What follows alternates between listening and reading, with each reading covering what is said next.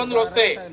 ఎందుకంటే వీరభద్ర స్వామి ఊరికనే రాలా, వాడు సాక్షాత్తు సతీదేవి నాయన శివుని తిడితే ఆమె తన ఆత్మాహుతి చేసుకుంటే వీరభద్రుడు వచ్చాడు, దక్షుడు తలకాయ తీసి అగ్నిగుండంలో పడేశాడు. మరలా అది కావాలంటే చూసుకోండి, రాజకీయ పక్షాలైనా లేకపోతే అధికారులైనా సరే ఏ న్యాయం కావాలో చూసుకోండి. అటువంటి స్థితి తీసుకురాకండి దయచేసి. మీరు ఆలోచించాలా. శ్రీరామనవమి యాత్ర మీద రాళ్లు పడతాయి, వినాయక చవితి మీద రాళ్లు పడతాయి. ఎప్పుడైనా మొహరం ఊరేగింపు మీద ఎప్పుడైనా రాయి పడిందా? ఒక పోలీసుని చెప్పమన్నాడు వచ్చి. రంజాన్ సమయంలో లేకపోతే ఏదైనా దర్గా ఊరేగింపు జరుగుతుంటే ఎవరైనా రాళ్లు వేసి ఇబ్బంది పెట్టారా? ఈ దేశంలో ఎక్కడైనా సరే, ఇక్కడే కాదు ఎక్కడైనా సరే, ఎక్కడైనా ముస్లిం సోదరులు కనుక ఒక ఊరేగింపు తీస్తుంటే ఎక్కడైనా దాడి జరిగిందా? మరి హనుమాన్ జయంతి ర్యాలీ మీద ఎందుకు దాడి జరుగుతుంది? శ్రీరామనవమి శోభాయాత్ర మీద ఎందుకు దాడి జరుగుతుంది? అవసరమే వచ్చింది? మనం ఎవరి వారసులో? ఒక ముస్లిం స్త్రీని పట్టుకొస్తే చెల్లెల్లాగా భావించి తిరిగి పంపించిన శివాజీ వారసులమా? లక్షల మంది ఆడవాళ్ళని బానిసలుగా మార్కెట్ లో పెట్టి కూరగాయలు ఔరంగజేబు వారసులో తేల్చుకోవాలా? మీకు ఎవరు ఆదర్శం? ఆడవాళ్ళని అమ్మేవాళ్ళ, ఆడవాళ్ళని కాపాడేవాళ్ళ? ఇప్పుడు ఎవరికి రక్షణ కల్పిస్తారు మీరు? శివాజీ వారసులకు రక్షణ కల్పిస్తారా, ఔరంగజేబు వారసులకు రక్షణ కల్పిస్తారా? తేల్చుకోవాలా. ప్రభుత్వమైనా రాజకీయ పక్షాలైనా మరొక అధికారులైనా సరే, లేకపోతే చాలా ఇబ్బందులు వస్తాయి. ఈ మధ్యన హైందవ శంకరం జరిగిందని చెప్పారు. మనం కూడా శివాజీ ఊరకే రాలా. ఇప్పుడు చావా సినిమా నడుస్తుంది, చూడకపోతే చూడండి మళ్ళా ఒకసారి. 9 ఏళ్ల పాటు సంభాజీ మహారాజు శివాజీ కొడుకు ఎన్ని కష్టాలు పడ్డాడు. సర్వ సైన్యంతో కూడా ఔరంగజేబు వచ్చినప్పటికి కూడా వాడికి నిరాశ కలిగిస్తూ 27 సంవత్సరాలు పోరాటం చేసినా ఎదిరించి నిలబడింది హిందూ దేశం. చివరికి తిరిగి మళ్ళా రాజధానికి వెళ్లకుండా దారిలో చచ్చాడు ఔరంగజేబు. అంతే. ఎన్ని చేశాడు? ఆయన పేరేంది? ఆయనకి బిరుదు విగ్రహాన్ని పగలగొట్టేవాడని బిరుదు ఆయనకి. మీకు విగ్రహాలు పగలగొట్టేవాడు కావాలా, విగ్రహాన్ని కాపాడేవాడు కావాలా? తెలుసుకోండి. శివాజీ జీవితంలో ఏదైనా మసీదుని ధ్వంసం చేశాడా? ఎవరైనా ముస్లిం కన్యని అవమానపరిచాడా? ఖురాన్ అవమానపరిచాడా?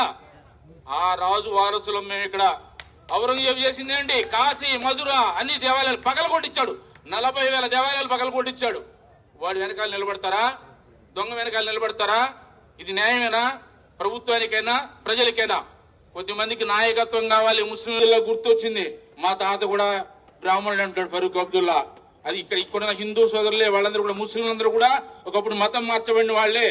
వాళ్ళ మాయాజాలను పడి పదవీ కాంక్షతో ఉద్రేకాలు రెచ్చగొట్టి ఊరేగుల మీద రాళ్లేయించి నాయకులుగా ఎదగాలంటే ముస్లిం యొక్క ఉగ్రవాద నాయకత్వాన్ని తిరస్కరించాలా ముస్లిం సోదరులు? లేకపోతే నష్టపోతారు రాబోయే రోజుల్లో. అది గుర్తించాలా. ప్రభుత్వం కూడా గుర్తించి ఇటువంటి న్యాయపరమైన హక్కులు ఎక్కడుంది?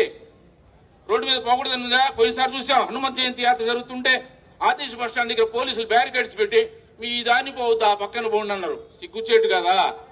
మీరెందుకు ఉంది? తుపాకీ దేనికి? లాఠీ ఎందుకు ఉండేది? రోడ్డు మీద, పబ్లిక్ రోడ్డు మీద పోరా అంటే ఎవడైనా రౌడీ చేసి వాడి పక్కన నిలబడి వాడి దూరంగా ఉండరా, నువ్వు ఇంట్లో కూర్చోమని మాకు చెప్తారా? అందుక మీరు ఉండేదే. రౌడీ చేసేవాడు పక్కలో వేస్తారా? తెలుసుకోవాలా. ఏది లా అండ్ ఆర్డర్ అంటే ఏమిటి? అసలు ధర్మం ప్రకారం అనుమతి తీసుకుని పోయేవాడికి రక్షణ కల్పిస్తారా? అధర్మంగా శాంతియుతంగా పోయే రాళ్లేసేవాడికి రక్షణ కల్పిస్తారా? తేల్చుకోవాలి యంత్రాంగం. సాక్షాత్ మనం గౌరవమైనటువంటి జిల్లా మేజిస్ట్రేట్ వారి కార్యాలయం దగ్గర నిలబడి ఉన్నాం. మనం న్యాయాలయాలు వాళ్ళకి తెలుసు ఏది మంచి ఏది చెడ్డో. ప్రభుత్వానికి, మంత్రి గారి, ముఖ్యమంత్రి గారికి, ఉప ముఖ్యమంత్రి గారికి కూడా ఈ విషయాన్ని తీసుకెళ్లి ఈ రాష్ట్రంలో హిందువులు 2వ శ్రేణి పౌరులు కాదు, వాళ్ళకి సమాన హక్కులు ఉన్నాయి. ఏ దేశంలో అయితే ఆ దేశ వాసులకి హక్కులు ఉంటాయి. అందరూ సుఖజీవనం కలపాలి. ఎక్కడ కూడా ముస్లింలకి, క్రైస్తవులకు వ్యతిరేకంగా మాట్లాడేది అలవాటు మనకు లేదు. ముస్లింలకు వ్యతిరేకంగా తీరాలి.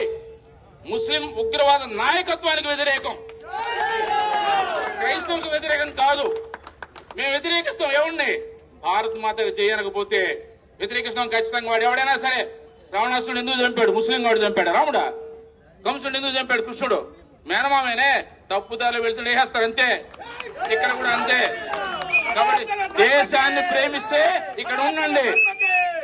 యూరోప్ లో నడుస్తుంది ఏంటో తెలుసా? యూత్ టీ షర్ట్లు వేసుకోవాలా. ఆ పేరు ఈ పేరు కాదు వేసుకోవాల్సిన టీ షర్ట్ల మీద. మీరు ఉండే దేశాన్ని ప్రేమించండి. ఏంటి? మీరుండే దేశాన్ని ప్రేమించండి. లేదా మీకు లవ్ పాకిస్తాన్ మీదో, అమెరికా మీదో, చైనా మీద ఉంటే అక్కడికి వెళ్ళి బతకండి. మీకు ఎక్కడ మీరు ప్రేమించే దేశానికి వెళ్ళినా బతకండి. లేదు ఇక్కడ బతుకుతున్న దేశాన్ని ప్రేమించండి. యంత్రాంగం కూడా అదే ఆలోచించాలా. మేము వందే మాత్రం పాడడం, జనగణమనలు ఇస్తే నిలబడడం, భారత మాతకు జయను, జెండా ఎగరేస్తే